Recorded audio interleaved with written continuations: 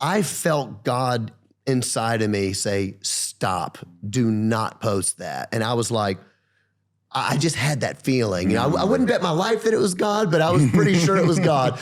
Do not post that. You do not know what you're talking about. That's the feeling I had. And I started a journey in 2014. What's up, ladies and gentlemen, boys and girls around the world? I would like to welcome you back to the Real Talk with Zuby podcast. Today, I am coming to you straight from Dubai. I have a very special guest in studio. He's been touring all over the world, not just in the last few days and weeks, but for the last almost 30 years.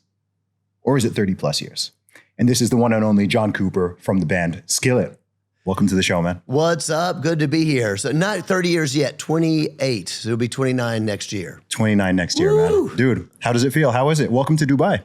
Good to be in Dubai, man. This is my first time here. So, you know, we met about, when was that? Like 6 weeks ago in September or something at the, what's it called? Resistance. Rescue the Republic. Rescue the Republic. I'm so tired. I can't remember what I've done. Who am I? We met there and we were chatting and I won't tell the people what the questions I was asking you because I was telling you we were coming to Dubai. Yeah. What about this and this and this? And you're like, no. You were telling me how it is and you were right. Everything you said was correct. So it's a beautiful place. Awesome, man. What have been your first impressions? I know you haven't had that much chance to see a lot of the city, but. Well, we got in only late last night and we leave tomorrow morning, so I don't get a chance to like really see. But I think what I'm really amazed at is the amount of different nationalities and cultures. It really is. It's incredible. It's like a melting pot. Something I've never seen before, certainly not in America, all the different kind of things. Everybody's cool. Nobody's staring at me like I don't belong. You know, it kind of seems very tolerant. Everybody's kind of doing their thing, inclusive, and it kind of blew me away. So this is our final tour show on the Middle East run. We did Kazakhstan and Turkey and other places. So it's been cool. That's awesome, man. And how's the tour been, man? It's been really good. You know, this is going to be funny, and people listening might think I'm a moron, but I don't even care. So when we started, it was 96. And if people can put themselves in the 90s, you got to remember the internet wasn't like that known in 96. You know, I mean, it was there, but it wasn't completely ubiquitous. People were not living their life on the internet. And I remember specifically in around 97 or 98, somebody at my label saying, eventually, no one will buy CDs anymore. They'll be listening to music through computers and what. And I was like, no, they won't. Nobody's gonna not buy a CD. You know, you want the artwork. You read the liner notes. I'm showing my age here. I mean, we had the vinyl. You know, nobody's gonna do that. But I remember that. So we got in on websites early on and stuff. But I think that I still always forget to account for the power of the internet to distribute music globally. And so I was thinking, you know, Turkey, who's gonna know Skillet in Turkey? You know, we don't get radio play over there. And we played Greece, you know, we're selling out in Turkey. We sold out in Kazakhstan, 2 shows, sold out in Greece. It's kind of blown me away. And it just shows you the power of the internet for information and all the things that can do for terrible, but all the things it can do for good as well, and spreading hope and spreading truth through the music, getting it out in the world. So that's my very long answer. Today's episode is brought to you by Bitbox. As I'm sure you've noticed by now, inflation is a major issue. The more money that central banks print, the less your dollars, pounds, and euros are worth. When it comes to government-issued fiat currency, inflation is inevitable. That's why for many years I've been saving in Bitcoin. It's scarcer than gold and it cannot be inflated by any central bank. But if you're going to buy and hold Bitcoin, it's vital that you store it securely, because leaving your coins on exchanges is risky and leaves them vulnerable to potential hacks. That's where today's sponsor, Bitbox, comes in. Bitbox is a Swiss-made hardware wallet that allows you to store your Bitcoin easily and safely. It only takes a few minutes to set up a wallet and take full custody of your coins the same way I do. Secure your Bitcoin today with a Bitbox. Go to bitbox.swiss/Zuby to get 5% off a hardware wallet today. That's bitbox.swiss/Zuby for 5% off. Dude, well, firstly, actually, I want to give you your flowers. I want to say congratulations, man. Oh, thank you very much. On multiple things, the new album is thank you. Fire. It's been my workout music for the past couple of weeks. Love it. Got some tracks on there that I really, really like. And I mean, a 28-year career, still going strong, still touring like crazy.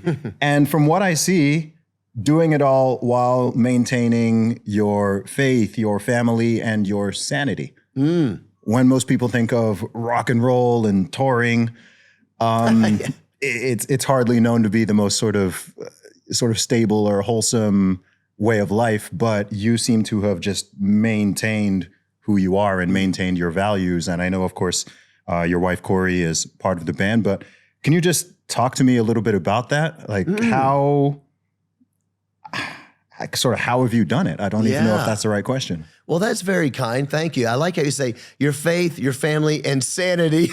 Because there's enough insanity to go around these days. You know, it didn't used to be that way, really. Nothing like to the level it has been really since, gosh, I don't know, 2018. I feel like is when it really kicked in for me in America. But rock was crazy well before that. That's true because of sex, drugs, rock and roll. You know, that's the mantra. I think that's where it begins with me, is that rock music to me was never about sex, drugs, ever. It was about, it makes me feel good. I mean, it's just that simple. Rock music makes me feel good. It makes me work out harder at the gym, you know, and I played basketball and I ran track and on the off seasons, we'd work out with the football team or whatever like that. Of course, you look more like you could work out for the football team, but I was there, okay? And we were listening to Metallica and Motley Crue and AC/DC. It was just like, well, you wouldn't work out without heavy metal. That would just be stupid. That's how we felt growing up. And music just made you feel better. And you also got to remember, going back to not having internet, you know, when I was growing up, my mom died from cancer when I was 14 years old. And she fought cancer for 3 years. So in other words, I had a good 3-year devastating period where my mom was very, very sick, almost died, was in remission for about 10 months. It comes back again, more surgery, more radiation, more chemo. You're living with somebody who is on death's door for 3 years. And I don't have a phone. I don't have anybody to text. I don't have anything to watch on my phone or to get my friends or to FaceTime. There's none of that. All there is your headphones. You know, all there is music. And music makes you feel better, and it helps you fight the demons.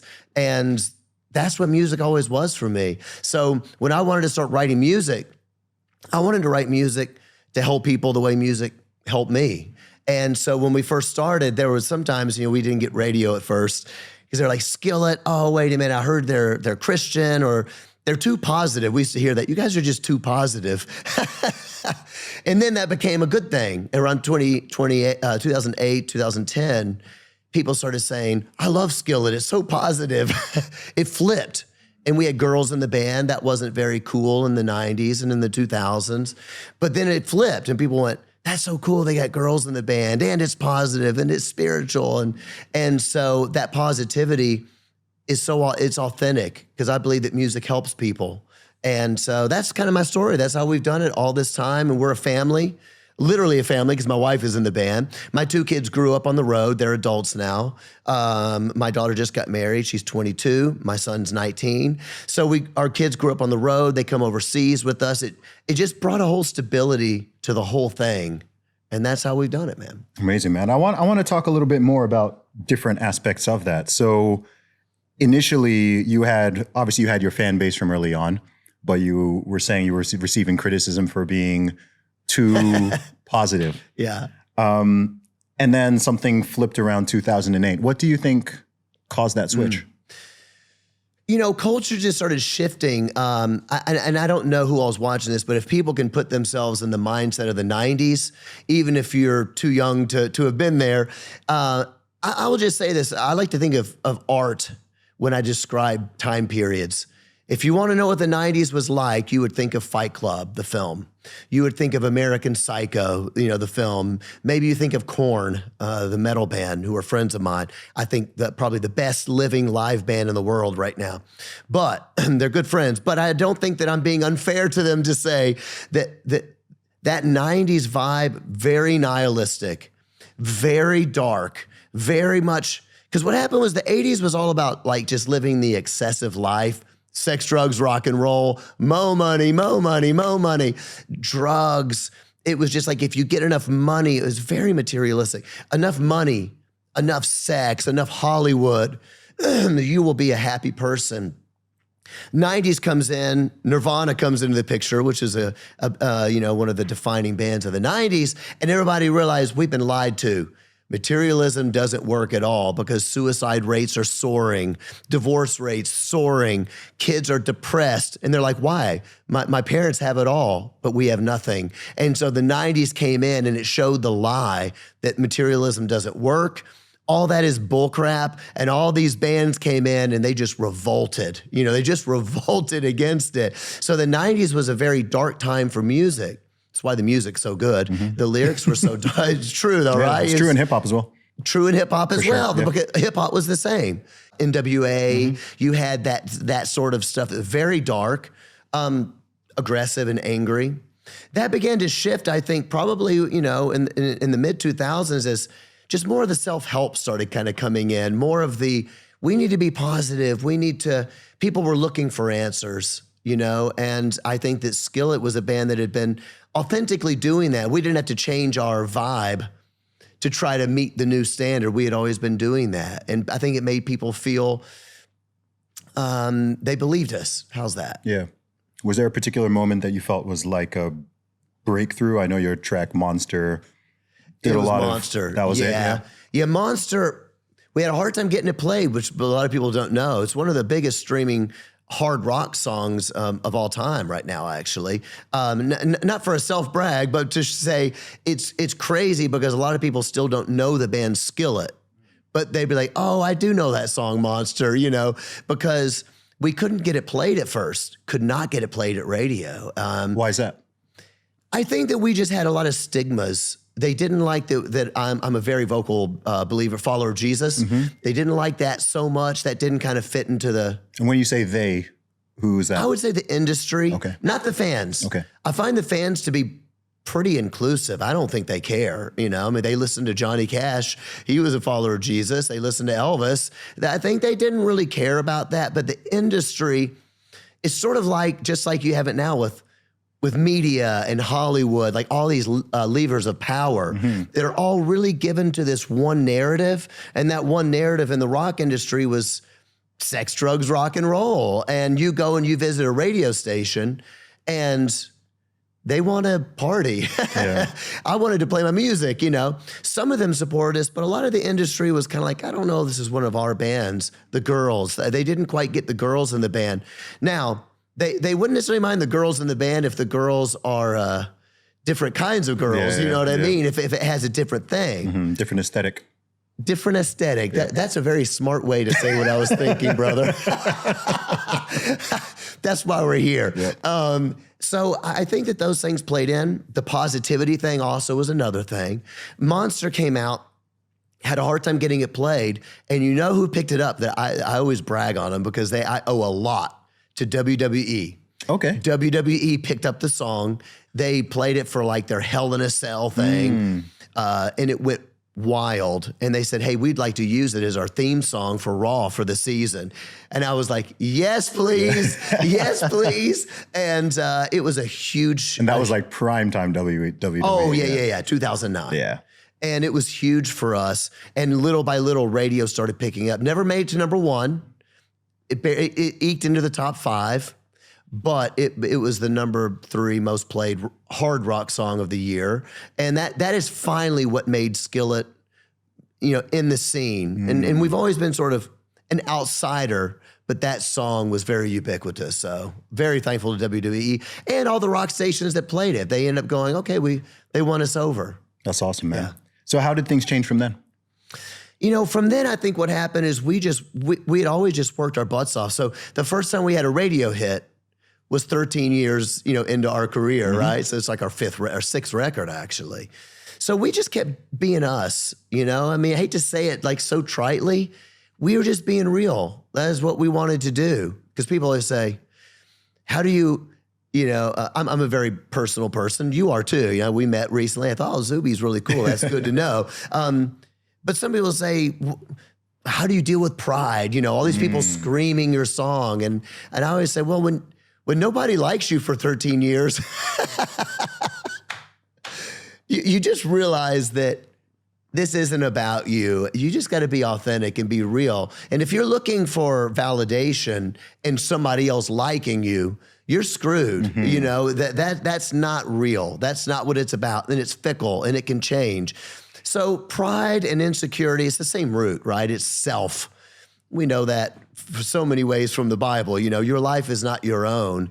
You're created by the Creator for a reason. And my own glorification cannot be that reason, whether it's because I'm insecure or whether because I'm egomaniac. You do what you do to glorify God. And I know not everybody listens as a Christian, so I'm not trying to be all preachy. I'm just saying that's my worldview.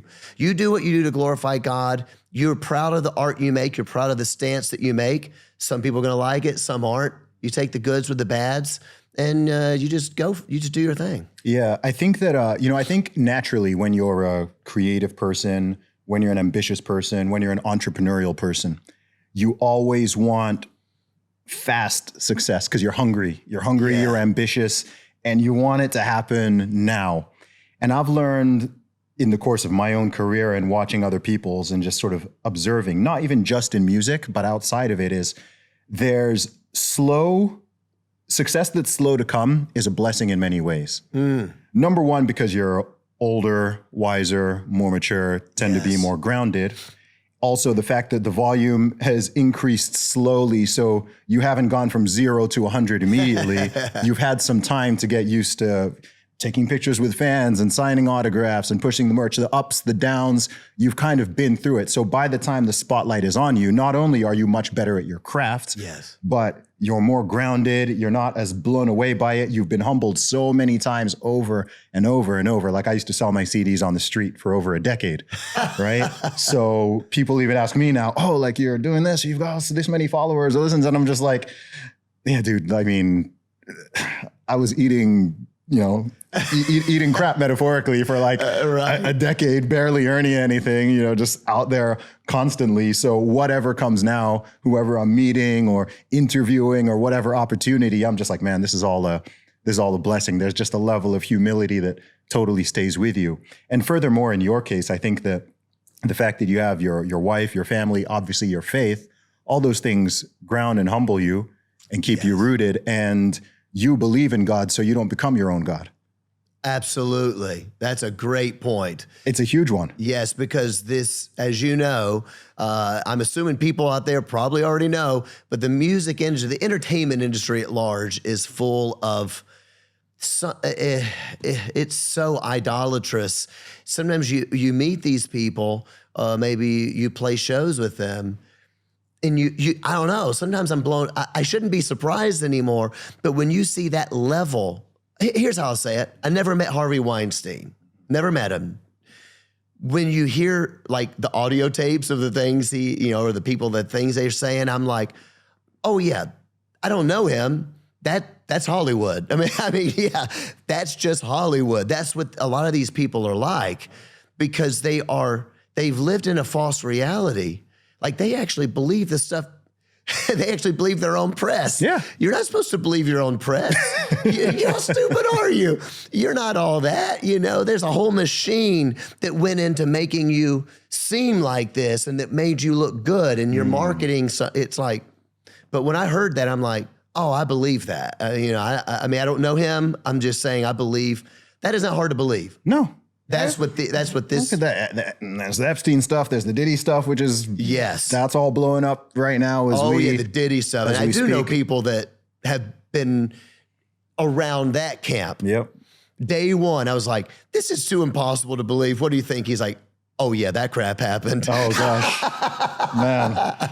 Yeah, there's going to be some serious fallout from that. But but on this point, I do think that the faith is a massive factor. Yes. Because I always say that there has to be something at the top of the hierarchy.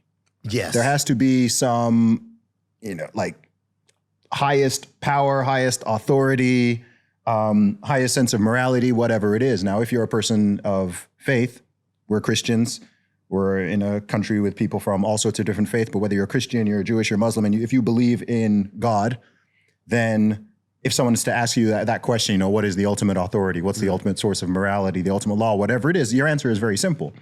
But if you theoretically take that away, there still has to be something at the top. So that could become the self. It can become the state. Right? We see a lot of government worship these days. It can become any other type of ism or schism or ideology. It can become your political party. And I think very much, particularly in the West, we're living in a time where I've said before that I think the West is more religious than ever, but also more godless than ever. That's 100% right. The religious fervor is still there. Yeah, oh my lands. You know, really, if I may, I mean, that is a great transition to why I'm here talking to you, because before 2020, I mean, I never would have been talking about politics, political philosophy at large. I was just like, I'm in a rock band. I tell people about my faith. I believe that Jesus is the way, the truth, and the life, and I enjoy talking about those things, you know, on a one-on-one level and whatnot. I never would have been doing the things I'm doing, but it's what you just said. That's why I got into it. So going back to the rock world, people are a law unto themselves. That's what they think, okay, as you said, you're going to have something at the bedrock of who you are. You can be an atheist. You have faith in something. Maybe it's the self. Yeah. I am my own ruler, right? Sex, drugs, rock and roll, partying, whatever. I understand those people. I get that. Like, yeah, I get it. You're sort of maybe a hedonist. That's the culture we grew up in the 80s. Just like, yeah, I want it all. I get you. Yeah. And I can talk to you. I can be friends with you because that's a personal faith, if you will, hedonism. You know, that's a personal lifestyle you're living. And we can talk about that all day long. And I've had great friends like that. And they don't care that I don't partake in the things they're doing. They don't judge me for that. And they might even recognize, hey, I know that the drugs are not good for me, but I like it. I know that the sleeping around isn't actually making me happy, but I enjoy doing it. And we're still friends. When that began to shift, as you just said, is when that God moved from the self to the state. That is when I started getting like, whoa, wait a minute, friend I've had for 20 years. Are you saying that I'm a bad person because I'm unwilling to bow down to the state? It was the statism, I just couldn't believe it. I started noticing it in 2015, 2014, as sort of like in America, we had the Ferguson stuff. That's when the BLM stuff started. I started noticing it then. And ironically enough, I noticed it not as much in the mainstream music world. I noticed it in the Christian music world at first, amongst a lot of specifically amongst some of the Christian hip hop artists that were friends of mine. Some of them I toured with, and they love God. I love God. We're friends. The stuff they started posting, anti-American, stuff that I was kind of uncomfortable. I was sort of like cultural Marxist kind of vibes. Very cultural Black Marxist. versus white, oppressed very versus black oppressor. versus white. Yeah. And at the time, I didn't know what it was. Because I was just an American rock star, you know? I love Jesus, but I don't know what you're talking about. But I was like, hey, bud, I don't know why you're saying that I'm guilty of something that some policeman did in Ferguson, and I don't even know what that policeman did in Ferguson, and I'm looking it up online, and the things that they're saying he did are not actually accurate with the other things that other people are saying he did, and I don't understand. You're saying that I'm not a good Christian if I don't stand with you for this, but I don't. Silence is violence. Silence is violence. That started for me in 2014. I was like, I just don't know what you're talking about, but I want to. You know what I mean? And I found myself, this is true. I don't know if I've ever said this on a podcast before. I may have. I can't remember. And hopefully people out there won't think I'm some kind of kook. I was this close to posting it on Twitter, full BLM, full whatever, because my friends were like, why wouldn't you stand up for us? And I'm like, I want to stand up for you because I love you. And I never even thought of you as my black friend. I just thought we were friends. But now I have to think of you as my black friend, and I don't know what to do. I promise you, close. brother. Yeah, no, I believe it. Close. I was about to do it, and people may think I'm weird. I felt God inside of me say, stop, do not post that. And I was like, I just had that feeling. You know, I wouldn't bet my life that it was God, but I was pretty sure it was God. Do not post that. You do not know what you're talking about. That's the feeling I had. And so I began a journey in 24. I didn't post it. I prayed on it, told my wife, we prayed about it. And I started a journey in 2014. I read 200 books in 2014. I started reading. I discovered Shelby Steele, and I discovered Thomas Sowell, and I discovered Karl Marx, who I hated. And I discovered all this stuff. And by 2015, I'm sorry this answer is so long. No, please go. No, I'm here to talk to you. I closed a book I was reading, which was White Guilt, Shelby Steele. I closed it. I was in bed. I looked at my wife and I said, it's been 16 months. I finally figured out what's going on, because I didn't know. And I was asking Christian pastors, and none of them had any good answers, which is ridiculous. They should have answers, and they had none. I said, oh my gosh. I just read about this thing I've never heard of called critical race theory. It described everything I see with my eyes. I didn't learn anything from critical race theory except for the name of the thing that I already saw. And I said, we're living in a postmodern world. I studied postmodernism in college, but I never believed anybody would believe it. You know what I mean? It made killer films like The Matrix. 2015 is when it tilted from fringe academia into the mainstream. Right. And for the past decade, it's just what people now call, wokeness, or people used to call, social justice warriors, SJW, critical race theory, critical gender theory, queer theory, this whole basket of bad ideas. It tilted completely into the mainstream. And I think it peaked in 2021, 2022. Yes. And it's now. Do you feel like we're on the back end of this thing? It's so ugly. It's so absolutely ugly. And for me, finish up the longest story ever, 2020, I was like, I don't feel right before God not saying something about this. The lockdowns, we went straight from lockdown to George Floyd. I live in Kenosha, Wisconsin. 3 blocks from my house is Kyle Rittenhouse shooting 3 people. Mm-hmm. I can see it from my house. The neighborhood got destroyed. My house didn't get destroyed. It was in the path. We had the people marching right by. And I just felt before the Lord, I want to play music. I don't want to get involved in politics, but I don't feel right not saying something. That's when I got on the scene saying, I'm sorry, but I can't live like this. This is so ugly and so divisive, and it's not America. This is going to hurt people. And it has destroyed our city. Destroyed relationships. 22 people died during those riots. People always like to overlook that. So if you think about this, that one... Not only overlook it, they say you're wrong. They say you're lying. From the tragedy of World War II comes the book Wounded Tiger by T. Martin Bennett, the unbelievable true story of the pilot who led the Pearl Harbor attack, whose life was transformed by an American prisoner and by a girl he never met. With an 82% 5-star rating, one reader of Wounded Tiger called it one of the most gripping stories of World War II. Another stated, the absolute best book I've ever read. And another reader called it a thrilling, heart-racing, emotional journey. This is our day. Today, our opportunity to mark our place in history.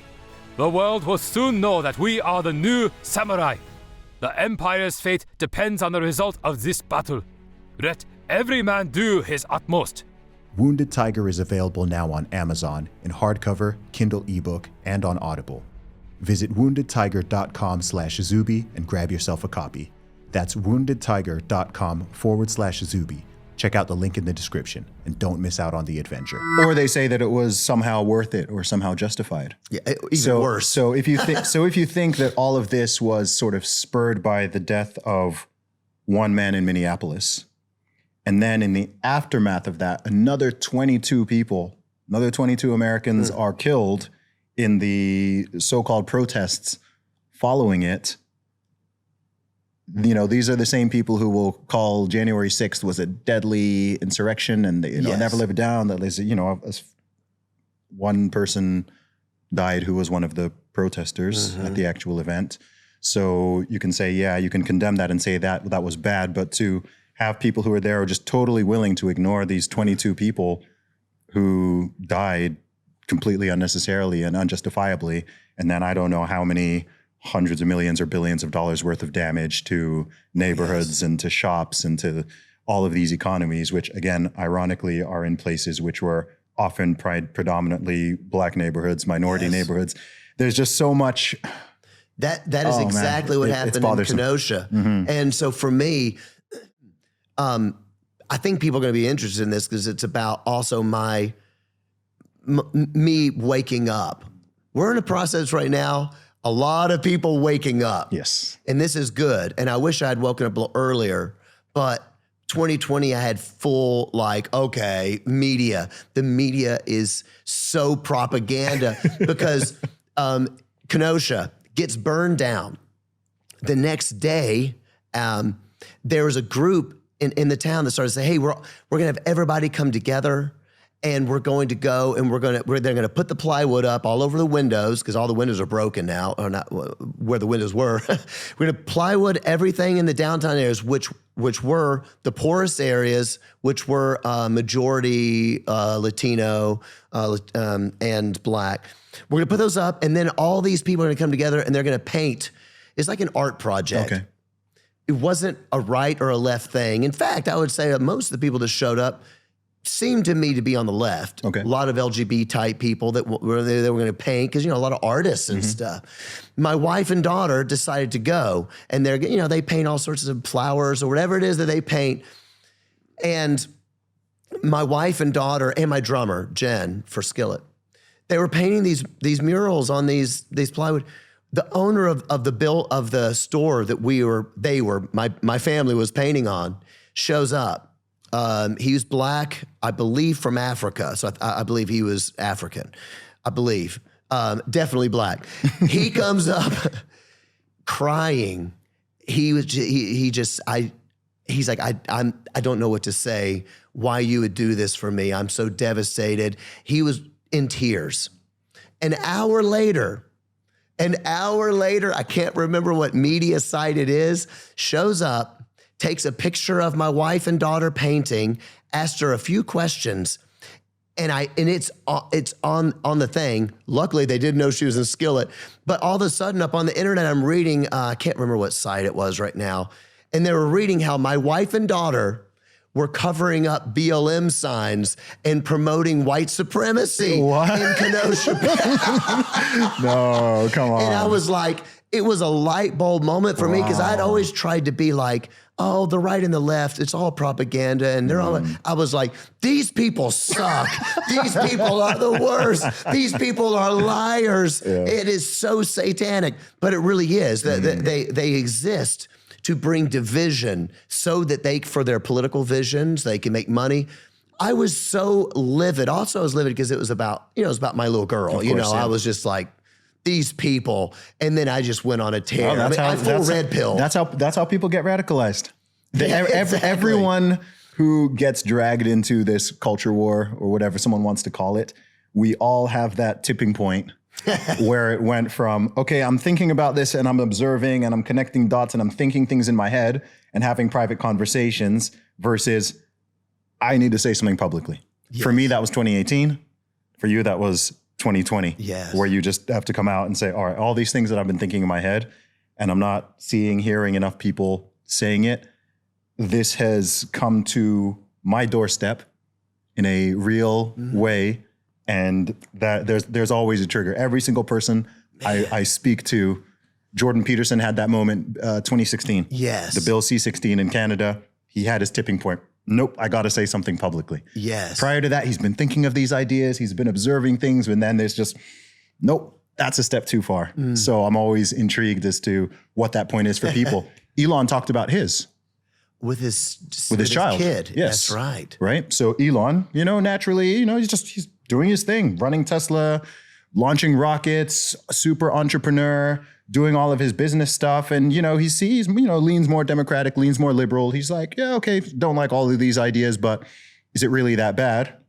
And then boom, comes right to your door, comes right to your family. And you see just how insidious it is because it's all coded in this language. And this is why it's been so effective over the past decade is it naturally appeals. The darkest thing I think about this basket of ideas, I'm going to just call it wokeness as for shorthand. Yes. Right? I think one of the most insidious things about it is it actually appeals to people's good nature. 100%. It hijacks people's compassion and empathy, and it subverts it in a way, right? So it's not like there are certain ideologies which are just nasty and antisocial right on the face, racial supremacy. Right. You don't need to explain to someone why Nazism is a bad idea. Right. You do need to explain to people why communism is a bad idea. Yes. Because if you say it in a certain way, it sounds like, oh, it's a good idea on paper. You even have conservatives who say, oh, it sounds good on paper, right? Because it's not right in your face immediately why this is horrible and why this is murderous. Right. And with this idea, it sounds like it's all wrapped in kindness and inclusion and tolerance and diversity. It's wrapped in all this language. But when you really just see through that matrix and you see, wait, like, this is what they're doing. This is how they're manipulating people. Black Lives Matter, perfect example. Perfect example. Because who's against that statement? Yeah, absolutely. Right? Yeah. If the organization had called itself Black Revolutionary Marxists, Yeah. and you said you don't support it, you'd get no backlash. Yes. But just the name, now, if you say, hey, I don't support this, or you could clearly say the organization, people are what? So you don't think Black Lives Matter? So you support white supremacy or you're Yes. racism? And You're bringing it all back up. oh, Zuby. dude, sorry, I'm not trying to trigger you. I'm not trying to trigger you. It's just I think about this a lot, just how they sort of brand and market it, sort of find. It's so bad, you Yeah. know. I wrote a book. I self-published it, so most people have never heard of it. You can get it on Amazon. It's called Wimpy, Weak, and Woke. And one of the chapters I have in there, I say that thou shalt have empathy is the one commandment to rule them all. They've hijacked empathy. It's the same thing. And before, when I said in 2015, as I told my wife, oh my gosh, I know what's going on. It's this postmodern thing. I just never thought anybody would be diabolical enough to take a word and make it mean something else. I'm just such a naive American. I just thought we were all kind of about the same thing. And I just thought, well, yeah, we disagree about tax codes or maybe immigration law, or how many people should be let in. Should it be 1 million or 2 million? And yeah, of course, we disagree about some of the. I never thought anybody would be diabolical enough, because I have no concept of history. Most Americans do not. That somebody would take a word and then make it mean something else, but then use it in that same way. But so then when you go, oh, but I know what that word meant, it means, because I read the literature. When you say, what's the one they always say, systemically racist, right? I'm like, nah, I've read the literature, but by now, like, I've read all the people, and I read the 60s ones, I read the Black Panthers, I read all the stuff. I know what you mean when you say that. They're like, no, I don't. No, I don't mean that. I just mean, The thing is, most people, the typical foot soldiers on the ground, useful idiots. Some of them don't know. Most of them don't know. It's It's the same. It's like with all the gender ideology stuff, most people don't know who John Money is. Right. Most people don't know who Alfred Kinsey is. That's right. Most people don't know the roots of this stuff. So they're repeating these ideas, and 99% of the people who are repeating these ideas don't even know where they came from. Exactly. Right? These ideas and these writings were decades before they were even born. Yes. And when you really look into it, you're like, oh, this is not new. Mm-hmm. These are things that people repackaged. They've just repackaged it, and somehow through They're regifting. Yeah. And I'm glad that people are finally, I wish people would have sort of woken up more earlier, Yes. just like I wish they did during the whole pandemic era. Well, you know what? I mean, and this is my time to, what did you say earlier? I think you said you wanted to give me flowers, but I'm going to give you some flowers. How's that? The only people saying it were people on other platforms, on their Twitter people like you that were starting up podcasts. In other words, podcasting was around. I'm not saying it wasn't around, but for instance, I remember in 2015 when I was thinking, I'm beginning to understand what's going on now. Where can I hear people talk about this? Because I didn't really know what podcasting was. I'm busy. I'm a dad. Who has time to figure all this out? And then all of a sudden you start finding these voices. And then like, a few years back, probably in 2019 or something, I heard you on Ben Shapiro. Okay, 2019. When your book came out. Okay, yeah, 2019. Hard Truths. Strong Advice. Strong Advice. Strong Advice. No, it's all good, yeah. When that came out, and I'm like, who's this Zuby guy? This guy knows what he's talking about.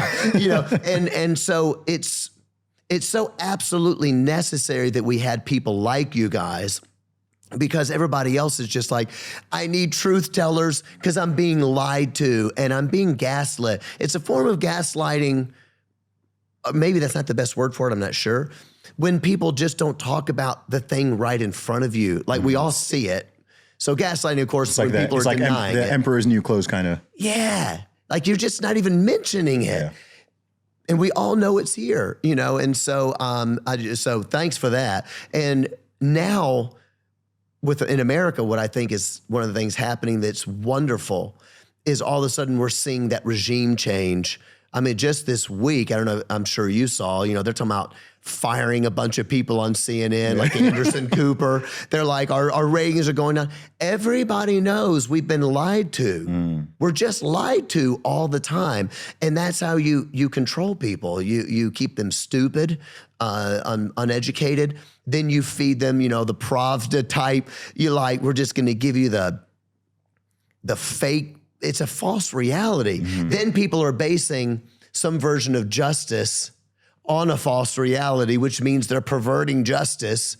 Then you have and this is one of my big things I talk about all the time because I care so deeply about my faith, the church in America is very divided on this. You get a bunch of Christian pastors and leaders trying to force us to stand for, quote, justice, but I'm listening to them going, but this is all lies. It's not true what you're saying. But they keep doing it because almost like, yeah, but we want people to know empathy. We want them to know that we care about justice. And I'm like, yeah, but you're breaking the law of God when you pervert justice. Whether you think you're doing it for good or not, that is not the right thing to do. I have so many thoughts on this. Hit me, baby. First thing on what you just said is, I always say that justice doesn't need a modifier.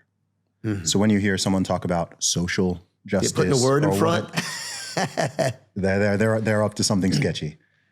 The other thing I'll say when it comes to the churches and some of these leaders is, I think that it sometimes is forgotten that cowardice is a sin. Yes, that's good. Because all of this is cowardice. I got so excited I just sprayed spit everywhere. I don't know if everybody saw it on the podcast. I hope you did, because now you know this is real. Go ahead. Because all it is that's at the root of this is cowardice. Yes. That is what it is. People do know the reality, but they don't want the backlash. I empathize with that. I understand it. I'm not confused. I feel it too. I'm not. It ain't fun. No, I get it. I think at this point, I've been just speaking my mind for so many years now that the only way I could get so-called canceled is if I stopped doing it and my own audience turned against me. That's what people expect from me at this point. Yes. And I've built my audience on it. So it's awesome, great. The incentives are aligned. But when I talk to other creative people or people in the world of business, or just the normal person working a 9 to 5 or whatever it is, it doesn't matter whether they're high earner, low earner, everybody's got something to lose. Yes. I always remind people of this because people like to say, oh, well, Zuby, it's easy for you because, you've got money and, you don't have kids and this. I'm like, man, wait until I have kids. I'm going to be going harder. Right. But the thing is, having a job and having kids is normal. Most people have a job. Most people have a family. Right. I'm sure the people who were, nailing Jesus to the cross were saying I don't really want to be doing this, but I'm just doing my job, man. I got kids, I got a wife and kids to look after. Yeah, I know, right? And that's I've literally never thought about that. Go ahead. Interesting thought. It's not new. It's not new. Yes. Courage is a virtue because it's rare and because it's difficult. It doesn't mean that you have nothing to lose. It doesn't mean that you're not fearful. Again, 100% guarantee, any fighter who steps into a ring, any soldier going to war, of course they're scared. They're as scared as you or I would be. But a firefighter running into a burning building, is a police, they're afraid. Yes. But the courage is doing what you know is right and what needs to be done. Yes. Despite the fear. And I think that if you're in a position, certainly of leadership, if you're a church leader, if you're anyone in a position of leadership, you can't be a coward. Yes. You have to be willing to stick your head out and you're going to be called names. You're going to get backlash. You're going to have people unfollowing you, sending you a nasty message. Like it's all going to happen. But who cares? Do it anyway. Who cares? You know, I love that you said that. You know, I do think that there are some people that I know that I go, I don't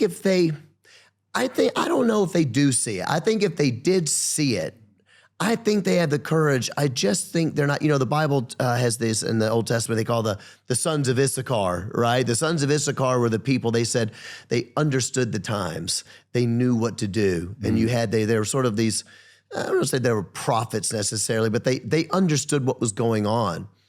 One of the things for me in 2018, when you were coming on the scene then, I remember it was driving me crazy. And I kept having this feeling like, maybe I need to say something. But I kept going, no, I don't need to because I'm not smart enough. I'm not an academic. I don't know anything. I'm a rock star. I'm a singer. Shut up, stay in your lane. That's not my position here. Yeah, stay in your lane, singer. It's just like we do with the actors with Hollywood. Oh, yeah. You know, you see Julia Roberts doing this stupid ad where she's saying, you know, women, you don't have to tell your husbands. I'm like, maybe that's why you've been divorced like 10 times. But anyway, I'm like, stay in your lane. And I kept telling myself, stay in your lane, but I kept praying, God, raise up people to do this. Now, people were speaking out, but I didn't know who they were. Yeah. They were hard to find. But I kept saying, God, will you raise up people to speak truth? This is so evil. And I kept having this feeling in my heart, like God, almost like God was saying like, yeah, you're the guy. You're the guy. And I was like, no, that's not God. I know I'm not the guy. I'm a moron. I'm a singer. I got to stay in my lane. I'm not smart enough to know how to do it. This went on for 2 years. And I kept having this feeling like. What do you think you were worried about? It wasn't that I was worried. I was like. Just felt it wasn't your place? I'm just not qualified. Like, who's going to listen to me? I wouldn't listen to me. If this singer for some metal band came out and started saying something, I probably would have been like, I don't know. Are you smart enough to have an opinion on this? It sounds political. And, you know, I was seeing what was going on, but I didn't understand that, as you said, we need everybody speaking up. And that's where the change comes. It's when you have the plumbers speaking up, because everybody's a parent, or everybody cares about the kids, or maybe you're in a community in your church, your synagogue, where you care about the community and you finally go, all right, I'm standing up too.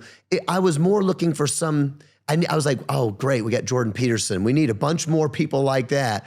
And I just didn't get it. And then finally when it hit me was 2020 when I realized, okay, I got to do it. But, you know, remarkably, lots of my Christian friends did not like it. And they were like, John, you need to stay in your lane. This isn't nice. You're coming across mean. You know, all the stuff you say, it's not fun. But thankfully, what I think is happening in America, enough people are beginning to raise their voices. And I think we're beginning to change the narrative, because as we talked when I met you in September I always want to call it The Resistance, because that's my song. Do you know why? I think it's because the website was Join the Resistance. Join the Resistance. But the event was called Rescue the Republic. Yes. Yeah. And the reason they wanted us to come play is we have a song called The Resistance. Yeah. Everybody watching needs to go check out Skillet, The Resistance. Do it. So the Save the Republic one, whatever it's called. I forgot again, I'm ADD. The point is, Zuby, like we talked then, all of a sudden you're seeing this really big tent rise up. Probably of people that I don't agree with a lot of things. Lots of atheists, agnostics, people that would be like, well, I don't agree with John Cooper on, maybe it's pro-life. I'm pro-life. Maybe they're not pro-life. Or maybe they're kind of like, well, I'm for some measures, et cetera. But with all those people, they'd all be willing to have the conversation. 100%. And they wouldn't say that you're hateful, and you wouldn't say that they're hateful or a bigot for holding their positions. Yes. You might think they're wrong, but this is not the group where, there's a disagreement, you're canceled. There's a disagreement, you're canceled. Yes. It's like, no, let's sit down and have that conversation. We both know that we're coming from a good place. We're both trying to get to the truth. We're both trying to work out what is morally right. We may have different foundational pillars for that. We both ultimately want what's best for humanity on net. Yes. And we have a perspective on what that is. And I think that is the through line between all these people. You're right. All these conversations can happen because there's people who don't want to have a conversation. You're seeing it right now. Oh, yeah. All these stories coming out. Oh, I just found out that my husband or my dad or my son or daughter voted this way, and I voted for Trump because it's only happening one way. And so now I'm casting them aside. They're not invited to Thanksgiving. Oh, yeah. Like I just lost this friend. I'm on. And there's a funny irony and hypocrisy to it all because for so many decades, this has been the side that claims tolerance, diversity, inclusion, and the people who are hardcore into it, they're literally the least tolerant, least diverse group of people. They require the homogeneity. They want everyone to look different, but they want you to think exactly the same. Yes. It's that same postmodern changing language. It's the repressive tolerance, right? Bingo. The Marcuse. We are so tolerant that we will not tolerate your intolerance, bigotry, Zuby. You stupid bigot. I know you're black, but you hate your own skin color. Dude, I've been called a white supremacist unironically multiple times. These people. These people are ridiculous. That's exactly what it was like in the music industry. I mean, it was Skillet, just so people know, we're, thank God, a successful band. But man, the intense backlash about standing up for what you believe, if you're on the conservative side, or even just the libertarian side, or as you said, even It's not. like they don't even like Elon Musk anymore. They don't like Tulsi Gabbard anymore. They hate RFK with a passion now. I mean, it's really insane, and you can't have these. And I think that part of the not having the conversation thing is to do with this fake tolerance, because they really believe if I even have a conversation with you, I'm legitimizing a Nazi. And you can't actually legitimize, let's get Lucifer here. They use the term humanizing, right? So they'll get mad at someone. Oh, they use the term platforming. Oh, you platformed Donald Trump. You humanized the Donald Trump. Yes, that's what they do. I was trying to convince someone in the industry recently who, Skillet's been canceled multiple times because of these things. And I was saying, I was like, I don't think you understand. I might be the most actual inclusive, tolerant person in the music industry, okay? And they're like, well, no, you're not, because you're against abortion. And I'm like, no. I've spent my career touring with people who are my friends. My kids are always on the road, so they are friends to my kids. We eat dinner together. We have fun together. We hang out together every single day. Most all of them don't agree with me on religion, on politics, on abortion, on the border, on whatever. Yep.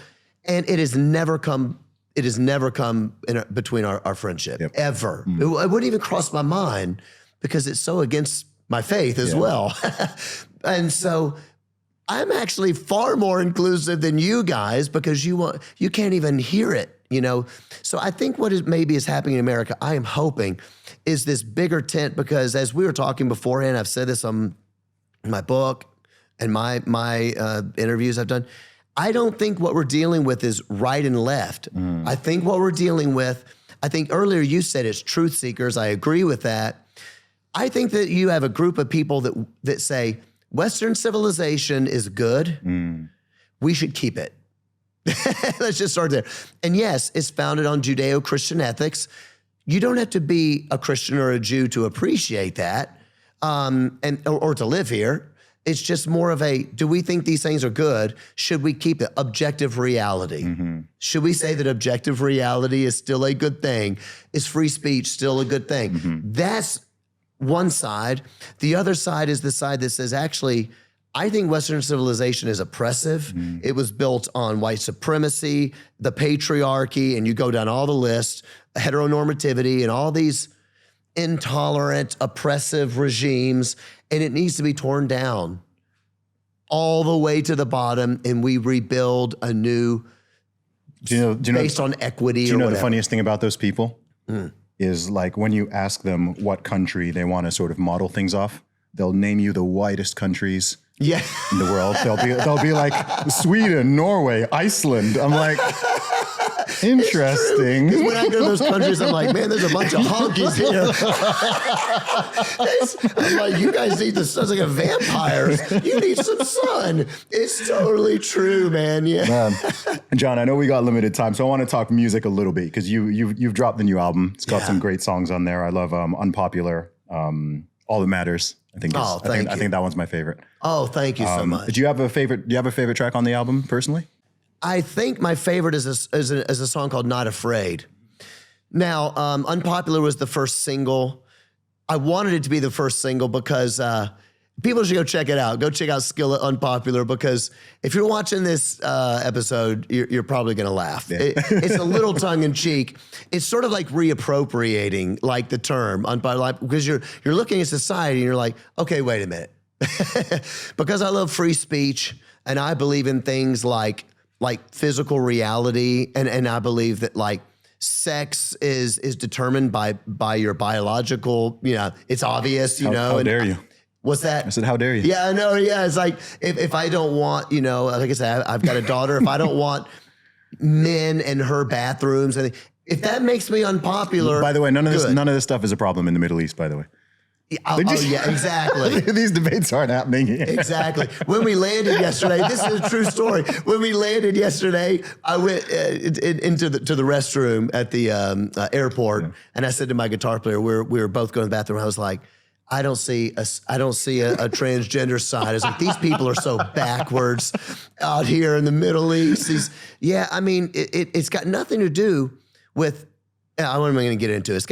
I love people who identify as transgender or whatever. That's my faith. I love them just like I love other people. I don't think that we should restructure all of society based on this, because I don't believe it, and I should be able to say what I think. That's what the song Unpopular is about. So I'm like, today's a good day to be unpopular, because these people have lost their minds. My favorite song on the record, everybody go check out the album Revolution. Seriously, check it out. I'm not just saying this. It is really dope album. Really dope album. Well, thank you so much. I wanted to make a record that people would hear it and be like, I agree with that. Like, because that's what music does. Like, when you hear something, you agree with it. It sounds cheesy, but it motivates you. You go like, I'm not alone in the world. It helps you through the bad times, helps you in the gym, helps you through whatever you're going through. And I wanted somebody to be like, that's a band that has my back, that gets it. And so this song, Not Afraid, is really about that. We were talking about courage earlier. It's the one that goes, you know what? It's my time to be David against Goliath here. I'm hoping somebody else is going to do it. We all need to do it. And it might be in a small way. It might just be you teaching your kids what is real, knowing that guys, you may get some backlash. Your friends might not like you anymore, but you're teaching your kids, you're training them. For us, it was different, knowing that we were going to have this backlash against the music, which we do. But more than that, we have people saying, thank you so much for just being yourself and being authentic and making it okay to say something that you believe. That's what Not Afraid is about. It's like, absolutely not going to bow down. I am unafraid, and I think we need more of that. So that's my favorite on the record. Amen. I love that. I love that we're living in an age where a lot of the most controversial people are people who don't swear, do their best to tell the truth, stand by family values, believe in God. This is the counterculture. We're the new revolutionaries. Yeah, I know the two most banned rappers in the USA, like Bryson Gray and Tyson James. And they're both conservative Christians who don't have any cuss words in any of theirs. They've both been banned multiple songs from Spotify, banned from YouTube. And you think of the filth that exists out there in the music world. Oh, it's unbelievable. And it's kind of amazing that that's what's being banned, while all of that other stuff that's just totally fine. It just shows that we're living in this inverted upside down world. Yeah. That's the crazy thing, isn't it? Is that they're actually a lot of my friends who have kids, they would rather their kid who loves rap listen to, WAP. They feel better about that than you. Yeah. You know, they're my friends. I love them. But I'm like, you guys are living in the upside down world. Why wouldn't you, it's funny when we first got signed, I don't know why I'm thinking of this, but when we first got signed to Atlantic Records, I was talking to the president of the label, and he was like, okay, he's like, let's just cut to the chase. He's like, I'm about to sign a band that is, in his words, notoriously Christian. He's like, I mean, what does that even mean? What does it even mean to be Christian? What am I getting myself into? He was a very big guy. And I remember laughing because the first thing that came to my mind at the time, they had an artist that was coming back on the scene. They were bringing back, that had their whole tour got shut down because the singer got arrested for cocaine again. And I said to him, well, what it means, I said, what it means is that we will never have to shut down a tour because you should have seen his face. It's like, because we got arrested for cocaine. We don't get hammered. We don't do drugs. We're not going to see us on some kind of crazy thing, of sexual immorality, some big things or prostitution. But we don't do any of those things because as much as we love rock music, we love God more. That's kind of how this works.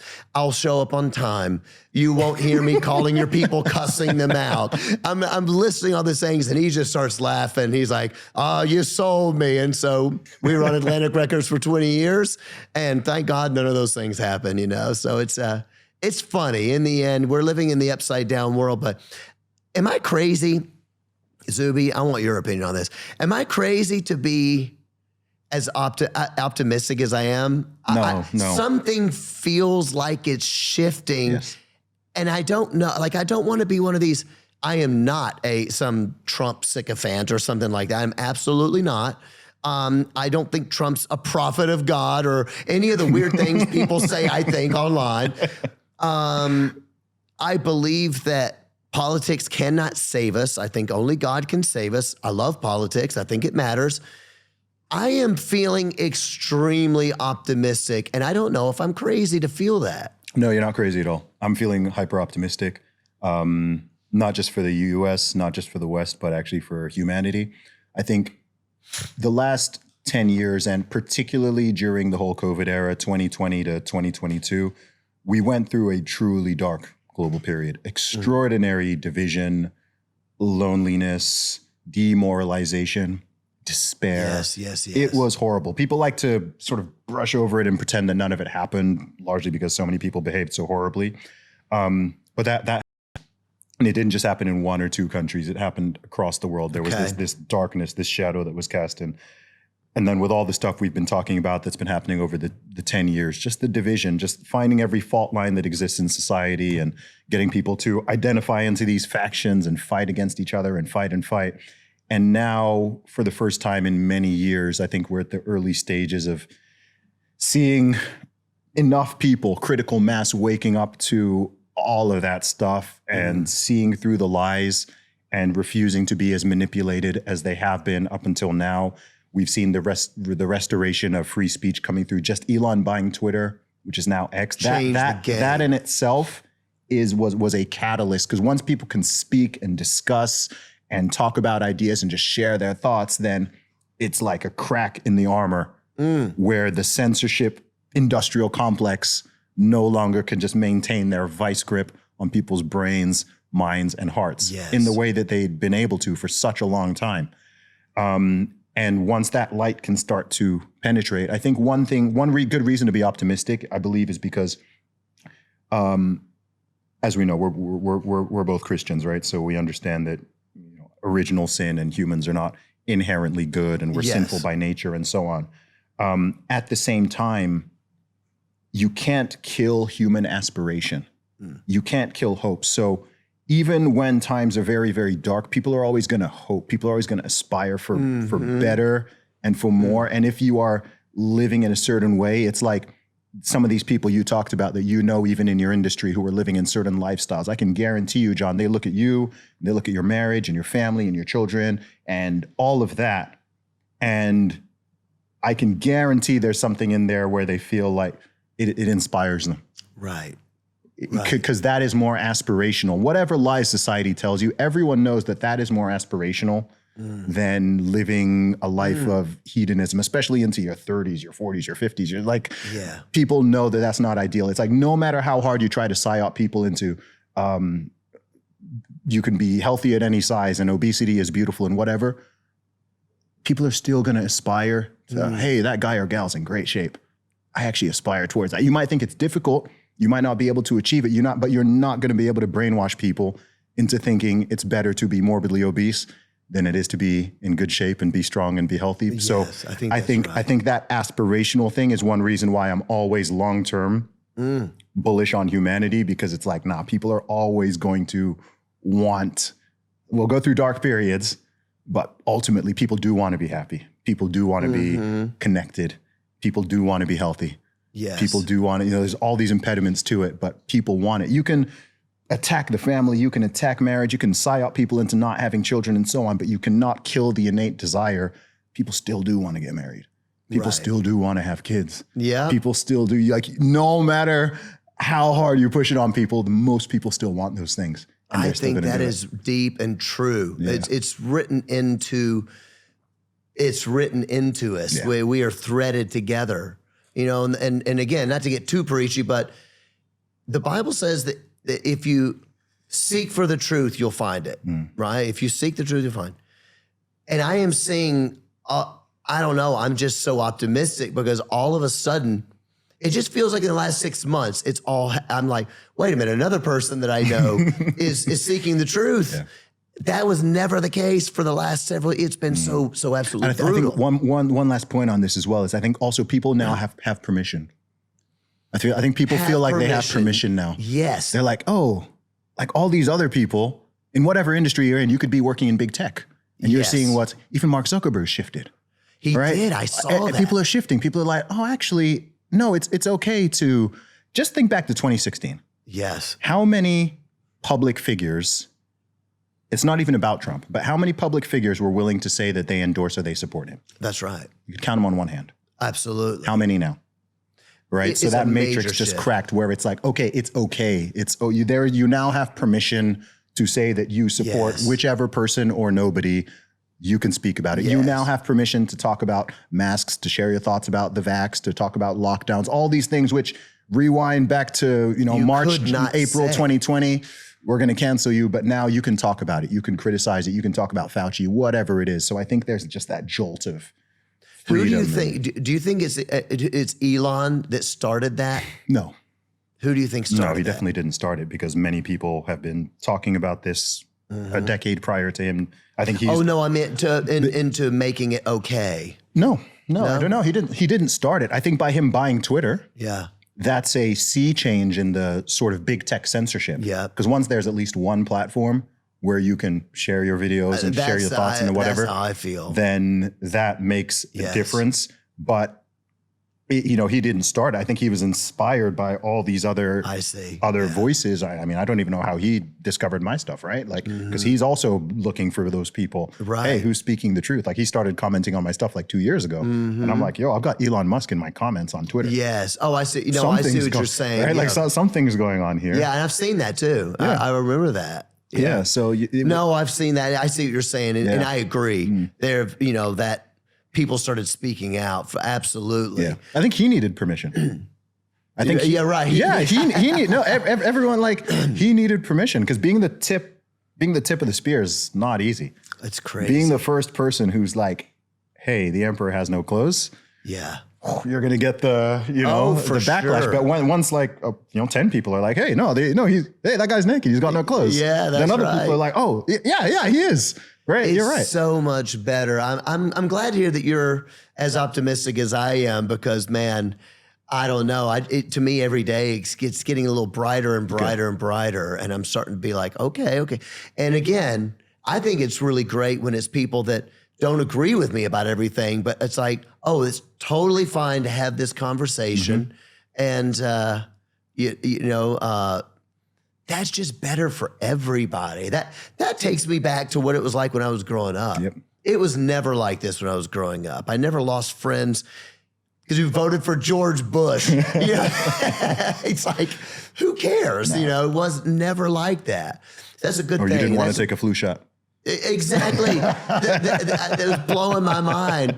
And so hopefully the arts and the entertainment can get more, because I keep telling, I remember I got in a lot of trouble in 2021 because I was, I think, rightly making fun of Rage Against the Machine, because Rage Against the Machine's the anti-government, and they were doing these vax-only shows. And I just was like, well, it's just crazy that me, the Christian rock star, that I'm the punk rock revolutionary now, as you said. We need that. And so I'm just really thrilled about it. Thrilled people like you with your platforms. Thank you for having me on. Dude, thank you for thank coming you on. for promoting the record. People go check out Revolution. And they're going to, can I end with one thing? Do you mind if I say one last thing? Please do, man. Go Sorry, I for know I'm yakking, but I just want to highlight it as I'm ending about my record, because you were saying about the depression, the darkness that descended from 2020. That's really what the record is about. The revolution that I'm talking about is not political revolution. It's not militaristic, by God, for sure it's not militaristic.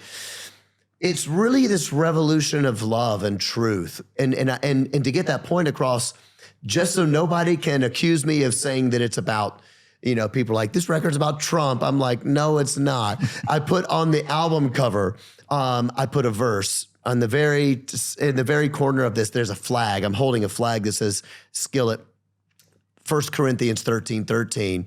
These things remain: faith, hope, love. The greatest is love. This is not a revolution about politics. We have in America, the highest recorded levels of teen suicide in American history. The depression these kids are in and going through, they're so medicated, not just from illegal drugs, but from prescription drugs. It's insane what is happening. The amount of pornography, people getting introduced to pornography at 7, 8 years old. It's so absolutely, it's slavery. It's a form of mental slavery, of spiritual slavery, if you will. I hate it. And that's what the revolution is about. This is about saying we need a spiritual revolution. We can't go on like this. And sure, politics matters. All these things matters, but I want people to know that they're made in the image of God. We're each unique in an incredible way. You're unique. You matter. And don't give up on your life. That suicide stuff. I just meet young people all the time that say, your music helped me through my suicidal thoughts. And so I always talk about it a lot. So go check out Revolution. Yes, it's our values, but it's about something much deeper, which is what you were alluding to a second ago. I love it, man. John, God bless you. You too, brother. Look forward to seeing you live tonight. First time in Dubai. I'll be there. Woo! Awesome, man. Thank you so much. Thank you, brother.